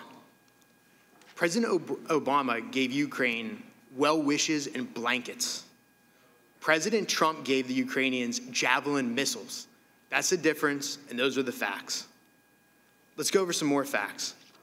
House Democrats want to claim it's a conspiracy that Ukrainian officials attempted to interfere with the 2016 election. Yet Ukrainian attempts to interfere with the 2016 election are well documented by Politico, by Financial Times, and The Hill. There was an attempt to influence our elections, and that's troubling, and that's why President Trump brought it to the attention of President Zelensky. Again, those are the facts. But at the end of the day, those facts don't seem to matter to my Democrat colleagues. House Democrats don't care that President Zelensky has repeatedly said there was no pressure. It's not important that the call transcript was the best evidence we have. It is the best evidence we have. It's the actual primary document. And that transcript shows there was no quid pro quo, no bribery. I got to remember we're calling it bribery after an old Latin phrase didn't pull well or test well in a Democrat focus group. My Democrat colleagues seem to really care about focus groups and polling. Unfortunately, again, they don't care about the facts. Because the fact is the Democrats were calling for impeachment before this investigation even began. Representative Tlaib said in January, I don't even think we were sworn in yet. She said in January, impeach the mother. Representative Green said in May, and I quote, I'm concerned that if we don't impeach this president, he will get reelected. These proceedings, this entire process, is nothing more than a political hit job. Well, unlike my Democrat colleagues, I actually do care about the facts, which is why I'm troubled that our committee did not hear from a single fact witness this entire time. We should be here hearing from Hunter Biden. We should be hearing from Schiff's staff. We know that Schiff's staff coordinated with a whistleblower. And again, we need to hear from the whistleblower. Last week, I offered a motion to subpoena the whistleblower to testify in executive session, meaning that he or she could testify behind closed doors. My Democrat colleagues voted my motion down in a partisan fashion. Mr. Castor, can you walk us through the inaccuracies in the whistleblower's complaint? Well, the first thing about the complaint that troubles us is that it's clearly from an outsider who received information secondhand. The information presented in the complaint is clearly distorted. And it's from a person who is, it seems to be making a case, like an advocate, about what happened on the call. The whistleblower references a number of individuals inside the White House and at the State Department that he or she has spoken to form the basis of the complaint. We have not been able to piece together all those people, and talking to all those people is important. And there's a lot of, I'm running out of time here, but there's a reference to Lutsenko in the whistleblower complaint where witnesses have told us it's likely Shokin.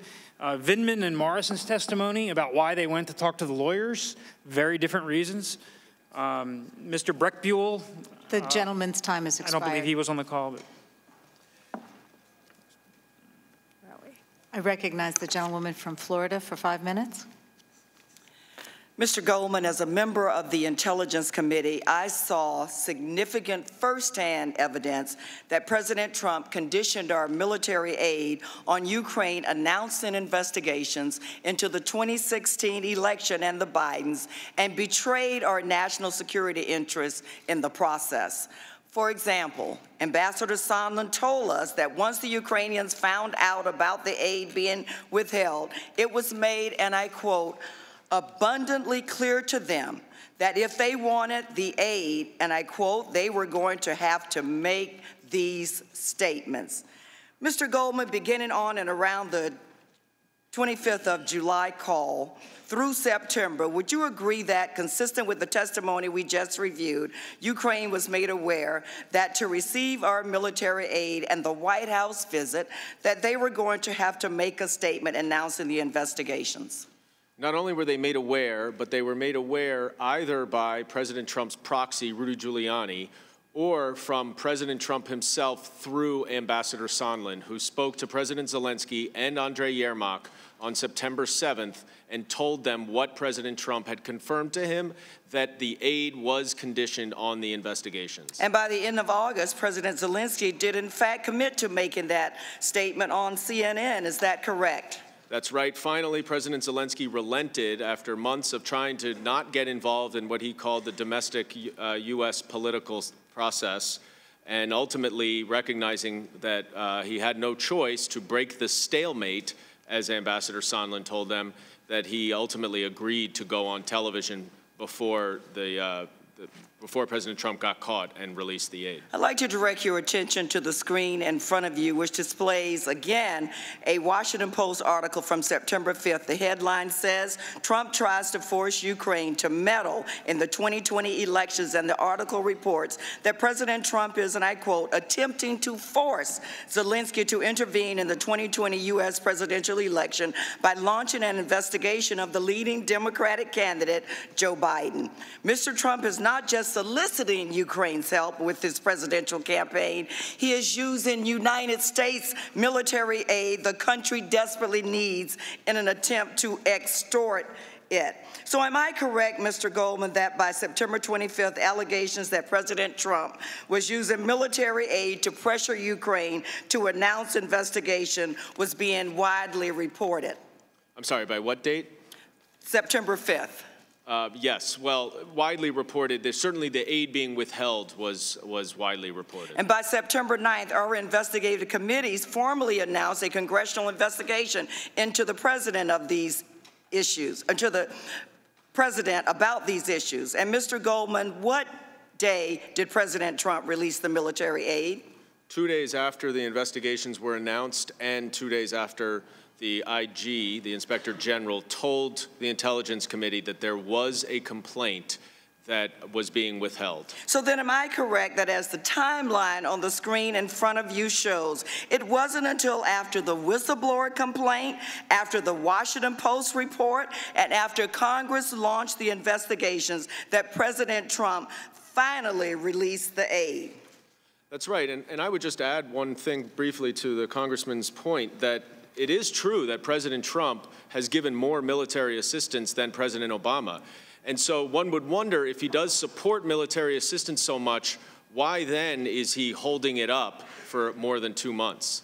And matter of fact, Lieutenant Colonel Vindman testified that people at the NSC, in fact, discussed that Congress's investigation, quote, might have the effect of releasing the hold on Ukraine's military aid because it would be potentially politically challenging to justify the aid. Is that correct, Mr. Goldman? That was the testimony, yes. In other words, the aid was released after the president got caught.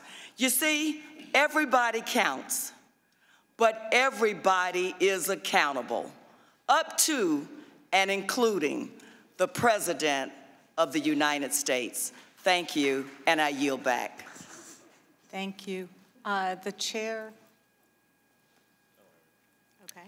The chair recognizes the gentleman from Texas, Mr. Correa. I'm sorry, California. Thank you, Madam Chair. Mr. Goldman.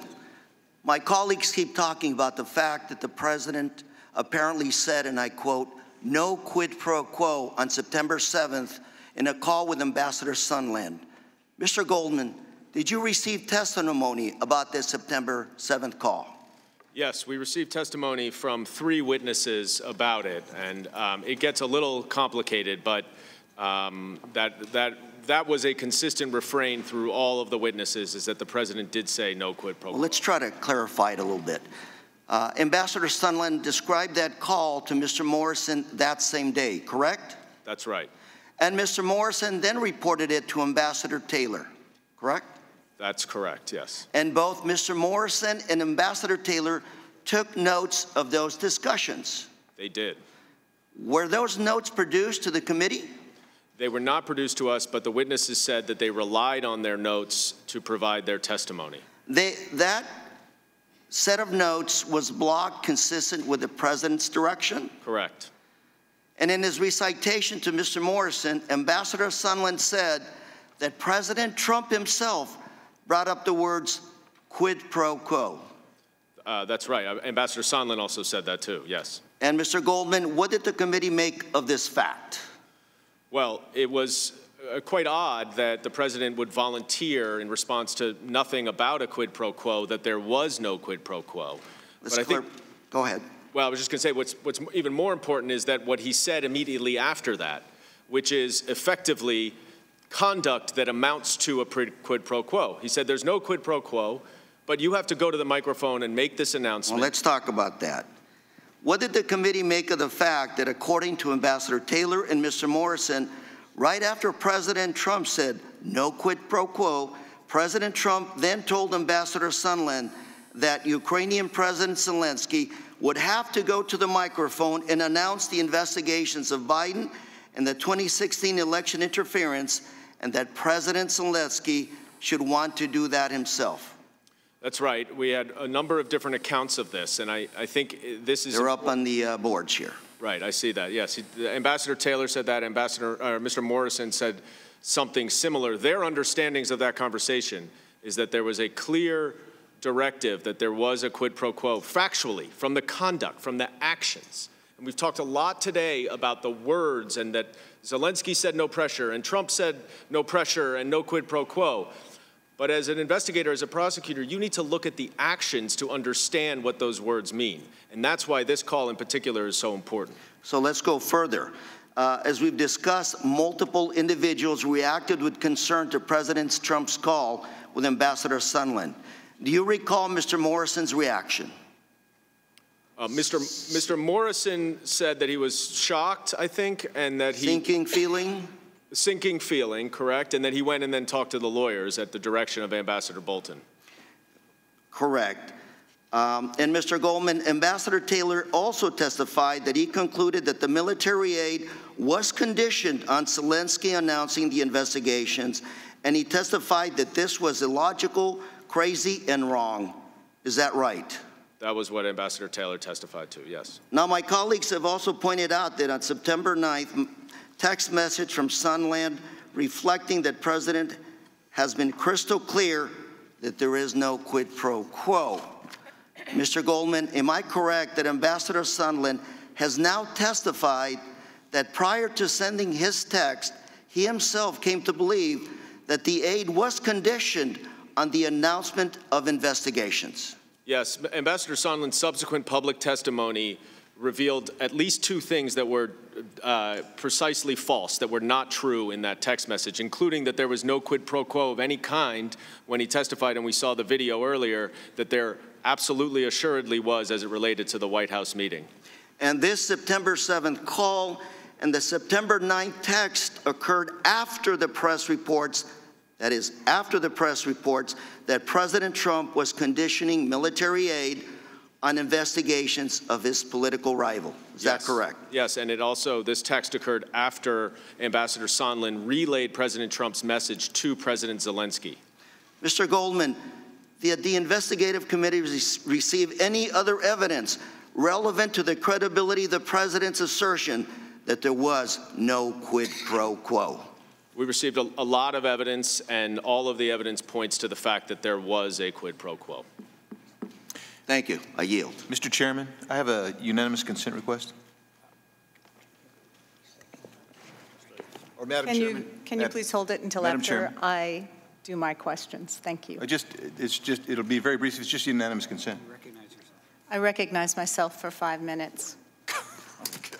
Mr. Goldman, you talked about actions speaking louder than words. So I want to focus on why it was an abuse of power for President Trump to use the American government to pressure the Ukraine president to benefit his re-election campaign. Let's look at what the president said in his July 25th call to the president of Ukraine. Lieutenant Colonel Vindman listened to the president's call and testified that when President Trump asked Ukraine for a favor, it wasn't a friendly request, it was really a demand. I'm going to direct your attention to this slide about Lieutenant Colonel Vindman's testimony. Why did he say the president's favor was a demand? He said because the power disparity between the United States as the greatest power in the world and Ukraine, which is so dependent on the United States, not just for the military assistance, but for all of its support, made such a request effectively a demand because President Zelensky could not, in reality, say no. Am I correct that this vast power disparity exists in part because Ukraine has been at war with Russia since Russia invaded 5 years ago, and over 13,000 of the Ukraine people have died? Is that correct? Yes, and not only does the U.S. provide 10% of their military budget, but the United States is a critical ally in rallying other countries to support Ukraine. Europe actually gives the European Union gives, I think, 4 times as much money as the United States overall to Ukraine. So President Trump knew that the Ukrainian president's back was against the wall and President Zelensky needed U.S. validation and support. Is that right? Yes. Now, according to the U.S. ambassador to the Ukraine, and we have Ambassador Taylor's testimony up there, it wasn't until after Ambassador Sondland told the Ukrainians that there would be a, quote, stalemate, end quote, on the aid, that Zelensky agreed to announce the investigations that President Trump was demanding, correct? That's right, yes. Okay. And furthermore, the committee heard testimony that the Ukrainians felt they had, quote, no choice but to comply with President Trump's demands, correct? That's right, yes, even after the aid was released. Okay. In fact, when asked in front of President Trump in September whether he felt pressured, President Zelensky said, quote, I'm sorry, but I don't want to be involved to democratic open elections of the USA, end quote. Is that right? That sounds right if you're reading the quote, yes. Okay. Now, the president and some of his defenders here have tried to excuse his misconduct by pointing to statements from the Ukraine president that he was not under pressure to give in to President Trump's demand. Did your investigative committees consider those statements by President Zelensky? We did, and we found that the statements of what is effectively an extortion victim are not particularly relevant to the actual truth of the matter, because President Zelensky cannot, in reality, for the same reasons that he interpreted the request to be a demand, he can't go out and say that he did feel pressure, because that would potentially upset President Trump, and they're so dependent on the relationship with President Trump and the United States. One could almost say it's similar to a hostage testifying under duress. It is certainly a duress would be a good word. So when the president made these statements, and up to and including today, his country was still under attack by Russia, still hadn't gotten a meeting at the White House, and still needed aid from the United States, correct? That's right, and David Holmes testified very, I think, persuasively about the importance of the White House meeting and of the relationship to Ukraine even after the aid was lifted, including pointing to today when President Putin and President Zelensky met to discuss the war in the East. So the evidence is clear that President Trump knew he had the power to force Ukraine's hand and took advantage of that desperation and abused the powers of his office by using our taxpayer dollars, basically, to get what he wanted, right? Yes, and what's really important here, and I think it has to be clarified, is that the evidence showed that the president directly said to Ambassador Sondland that there was a quid pro quo with the security assistance. And there's been some debate and some discussion about that. But that is one thing that the evidence shows based on the Morrison testimony, the Taylor testimony, the Sondland testimony, and the texts. So that's very important to understand that whatever we want to say about hearsay or whatever, that is direct evidence. And that is precisely the kind of betrayal that our founders sought to prevent. I yield back to myself, and I'll recognize the gentleman from Virginia, Mr. Klein. Madam Chair, you indicated to me that you would allow me to make my uniform consent after you had asked your question. So I'd ask for uniform consent, or unanimous consent to introduce two letters. The gentleman will suspend. The gentleman who is seeking unanimous consent?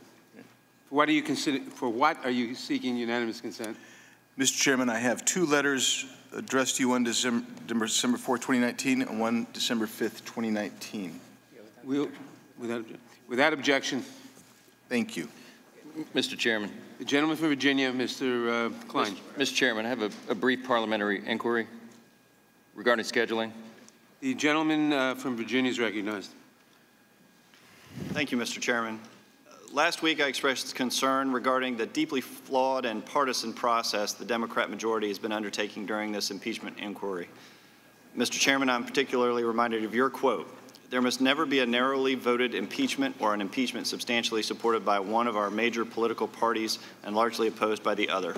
Such an impeachment would lack legitimacy, would produce divisiveness and bitterness in our politics for years to come, and will call into question the very legitimacy of our political institutions. You made that statement back in 1998. Now, I'm glad we're moving on to presenting the quote-unquote evidence gathered in this report. Not to hear from direct fact witnesses, but a 300-page report that's built largely on hearsay, opinion, and speculation. And I'm especially outraged that the purported author of it, Chairman Schiff, is not here to answer our questions today. Now that we have the report and can discuss the facts within, or the lack thereof, there are 4 facts that will never change. Both President Trump and President Zelensky say there was no pressure. Second, the call transcript shows no conditionality between aid and an investigation. 3, Ukrainians were not aware that aid was withheld when the president spoke. And 4th, Ukraine didn't open an investigation but still received the aid and a meeting with President Trump. I want to move on to the idea of hearsay and the fact that this report contains so much of it and relies on so much of it. Mr. Castor, did the Democrats' impeachment report rely on hearsay to support their assertions? Yes, it did. How many times were you able to find assertions based on hearsay? We went through and counted over 50 instances of key facts. Can you give us some of the examples of the hearsay being relied on by the majority to make their case? You know, a lot of the information, for example, that Ambassador Taylor was communicating, you know, he very diligently recorded notes about what some of the various officials told him, but it was about, you know, it was 1 and 2 steps removed from the actual fact. And that's the problem with hearsay, is that it's a whisper down the lane situation. And if some of the people that are doing the whispering have are predisposed to not like President Trump, then what they're whispering down the lane becomes even more distorted. Did you also find instances where the Democrats' report used witnesses' speculations and presumptions? And the biggest one, of course, and this has sort of become the big daddy of the hearing, is Sondland presuming that the aid was tied to the investigations, because as he engaged in a back and forth with Mr. Turner, nobody on the planet told him that was the case. Mr. Castor, I want to move on to foreign policy and the idea that somehow the president was abusing foreign policy. Repeatedly, witnesses came before the Intelligence Committee and talked about how the president was operating outside the bounds of the process for using norms. The president sets foreign policy, correct? Absolutely. And from where does he derive that power? The Constitution. Article 2, Section 2, in fact. People, yeah. Can you give us examples of these members of the foreign policy establishment who took issue with the president's foreign policy direction and choices? Well, for example, Lieutenant Colonel Vindman testified that when he was listening to the call, he had prepared talking points and the call package, and he was visibly just completely deflated when he realized that his call notes weren't being referenced by the president. And a lot of the interagency officials, I think, became very sad that the president didn't revere their policy-making apparatus. Is it safe to say there's another reason the president's skeptical of relying on some of these individuals to carry out his foreign policy goals, like rooting out corruption in Ukraine? I think the president is skeptical of the interagency bureaucracy. Is that maybe why he instead relied on Secretary Perry, Ambassador Volker, Ambassador Sondland, and others? Correct. And by the way, all 3 of those officials are not that far outside of the chain of the U.S. government.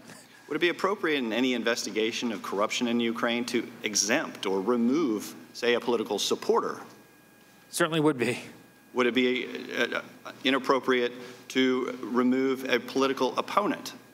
That's correct, yeah. Would it be inappropriate to remove the son of a political opponent from any investigation involving Ukrainian corruption? Absolutely. I mean, this all goes to the heart of bias.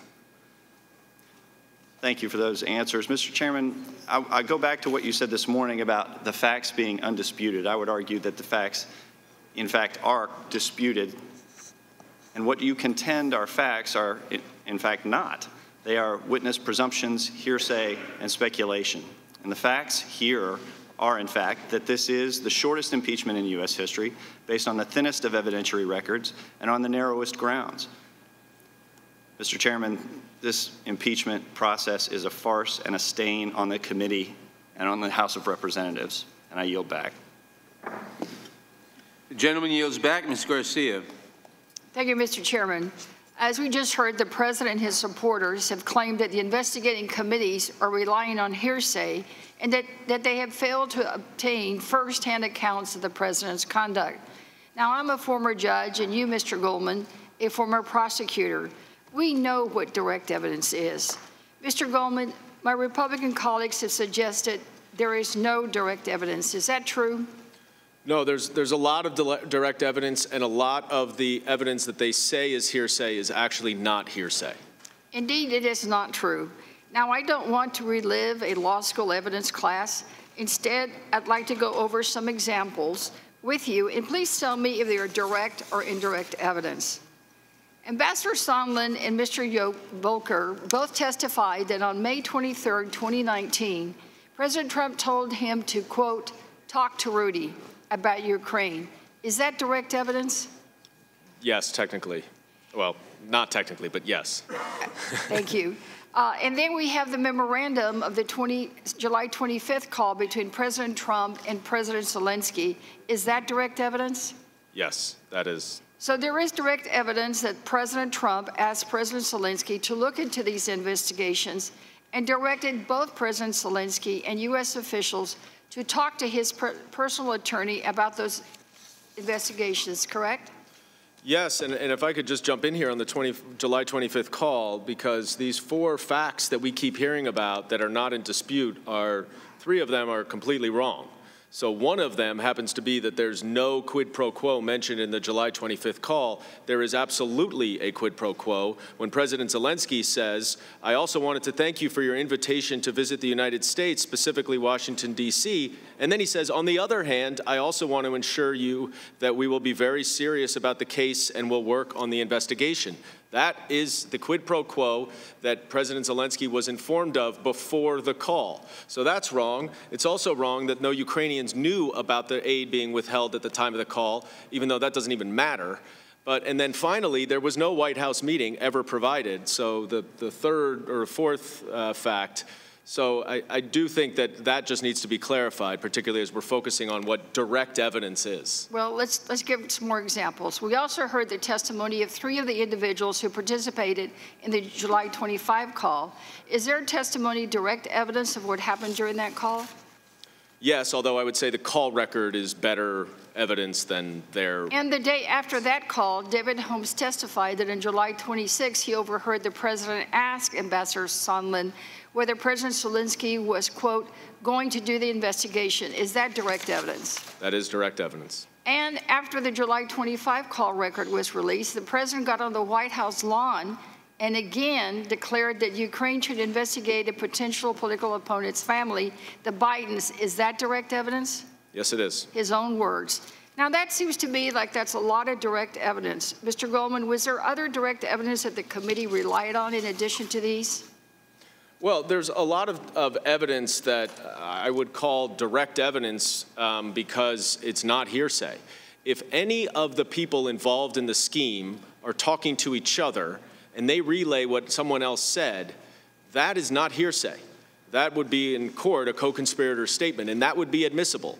So let's not get too far afield on talking about direct evidence. We don't want to relive that law. I understand, but it is very important because anything Mr. Giuliani says, anything Ambassador Sondland says, anything any of these people say is not hearsay and would be permitted under the federal rules of evidence. Of course, we don't follow the federal rules of evidence here, which is even more lenient, but that's an important point. Right. Well, is there anything wrong, Mr. Goldman, with drawing inferences from circumstances?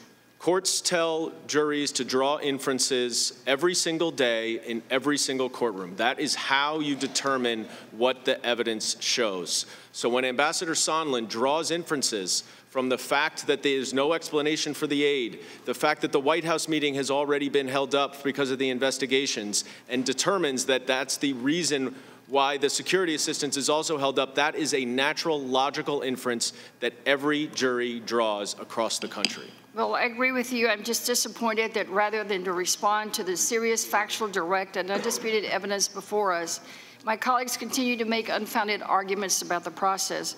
What President Trump did here was wrong. It's unconstitutional. And if anyone else did this, they would be held accountable. I urge all my colleagues to face this evidence and uphold the oaths each of us have taken to protect our Constitution. Our democracy depends on ensuring that no one, not even the president, is above the law. I yield back.